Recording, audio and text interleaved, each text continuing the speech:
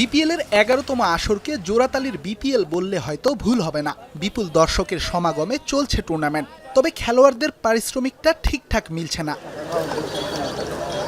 পারিশ্রমিকের কোনো অর্থ না পেয়ে দুর্বার রাজশাহীর ক্রিকেটাররা বর্জন করেছিল নিজেদের অনুশীলন।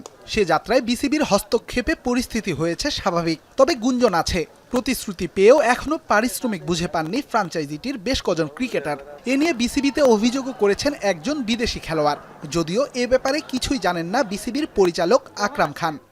এটা আমরা জানি না, বাট সোফার ওনার সাথে যে একবার আমরা বসেছিলাম তখন উনি বলেছেন যে আপনার টাকা দিয়ে দেবেন। আর যদি ওনাকে বোঝানো হয়েছে এবং উনিও উনি ওটা স্বীকার করেছেন, ওনাদের একটু ম্যানেজের জন্য আপনার টাকাটা দিতে দেরি হচ্ছে, বাট উনি কথা দিয়েছেন যে টাকাগুলো দিয়ে দিবেন।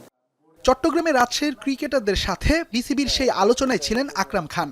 বিপিএলে খেলোয়াড়দের পারিশ্রমিক নিয়ে এমন ৯-৬ বিশ্ব দরবারে দেশের ভাবমূর্তি নষ্ট করছে বলে মনে করেন দেশের এই সাবেক অধিনায়ক। আমাদের প্রচুর দর্শক হয়, আমাদের এক্সপোজার অনেক বেশি আপনার খেলার, কিন্তু এই ধরনের যদি ঘটনা ঘটে তাহলে কিন্তু বাংলাদেশে কিন্তু ভালো প্লেয়াররা খেলতে আসবে না।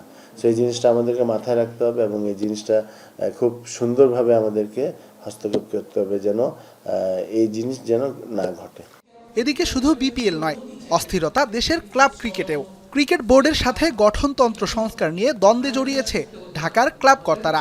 আকরাম খান মনে করেন, গঠনতন্ত্রে সংস্কার আনতে ক্লাব সংগঠকদের সাথে আলোচনা করেই চূড়ান্ত সিদ্ধান্ত নিতে হবে।